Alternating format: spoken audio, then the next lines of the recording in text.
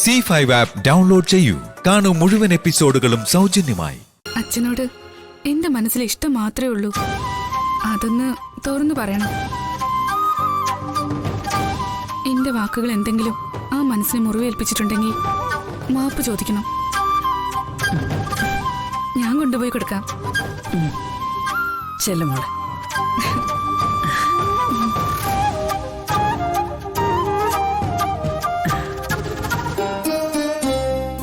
അവളുടെ മനസ്സ് ഇത്രയൊക്കെ ഉള്ളു മോളെ. അവക്കങ്ങനെ പിണങ്ങിയിരിക്കാനൊന്നും ആവില്ല ആരോടും.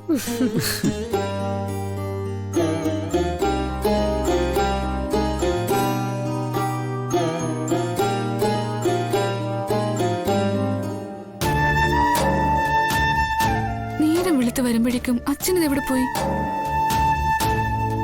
അച്ഛാ,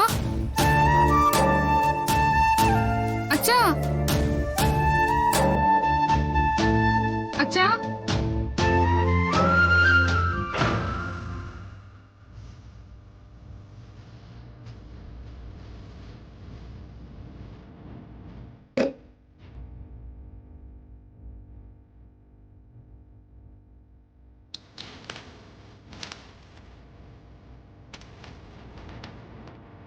ശാരിക മോൾക്ക് മോൾ ഇന്നലെ പറഞ്ഞതെല്ലാം 100% ശരിയാ. അച്ഛനത് അംഗീകരിക്കുന്നു. മുമ്പ് പലപ്പോഴും പറഞ്ഞിട്ടുള്ളതുപോലെ നിങ്ങളോട് മാപ്പ് ചോദിക്കാൻ പോലുമുള്ള യോഗ്യത ഈ അച്ഛനില്ല. ചെയ്തു കൂട്ടിയതിനൊന്നും ഒരു ന്യായീകരണവും അച്ഛനില്ല. അങ്ങനൊക്കെ സംഭവിച്ചു പോയിന്ന് പറഞ്ഞൊഴിയാനുള്ള തൊലിക്കട്ടിയുമില്ല. തെറ്റാണ്, പാപമാണ് ചെയ്തതൊക്കെ. പ്രായശ്ചിത്തം ചെയ്യാനുള്ള നിവൃത്തിയില്ല.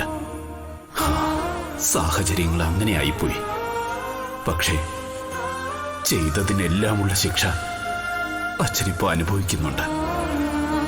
ഓരോ നിമിഷവും മനസാക്ഷിയുടെ ചൂണ്ടുവിരലിന് മുന്നിൽ ജീവിക്കുന്നതിനേക്കാൾ വലിയ ശിക്ഷയില്ല. അതിലും ഭേദം മരണമാണെന്ന് അച്ഛന് ചിലപ്പോൾ തോന്നിയിട്ടുണ്ട്. പക്ഷേ ഈ ശിക്ഷ അനുഭവിച്ച അച്ഛൻ ജീവിച്ചേ മതിയാവും. എന്നോട് തന്നെയുള്ള വെറുപ്പിൽ ഞാൻ സ്വയം വിധിക്കുന്ന ശിക്ഷയാത്. ജീവിതം തന്നെ അച്ഛന്റെ ശിക്ഷ.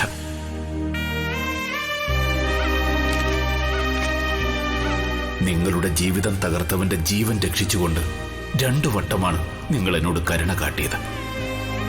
അതിനുള്ള നന്ദിയും കടപ്പാടും തീരില്ലെനിക്ക്. മോൾക്ക് എന്നോട് പരിഭവമൊന്നുമില്ലെന്നും മോളുടെ മനസ്സിൽ ഇഷ്ടം മാത്രമേ ഉള്ളൂ എന്നും അച്ഛനറിയാം. ആ അടുപ്പം പോലും അച്ഛനിപ്പോ ഉള്ളു നീറ്റുന്നൊരു ബാധ്യതയാ. അതുകൊണ്ട് അച്ഛൻ പോകുന്നു, ആരോടും പരിഭവങ്ങളില്ലാതെ. ഈ ഭൂമിയുടെ ഏതെങ്കിലും കോണിൽ അച്ഛനുണ്ടാവും. അവിടെ ഇരുന്ന് അച്ഛൻ അച്ഛന്റെ മക്കൾക്ക് വേണ്ടി പ്രാർത്ഥിക്കും.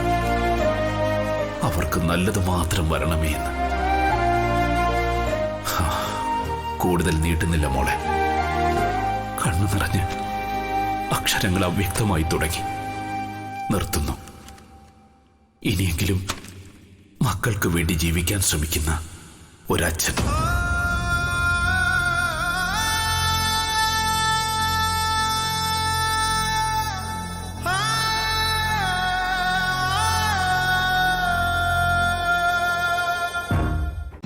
ഡൗൺലോഡ് ചെയ്യൂ C5 ആപ്പ്. കാണൂ എല്ലാ എപ്പിസോഡുകളും സൗജന്യമായി.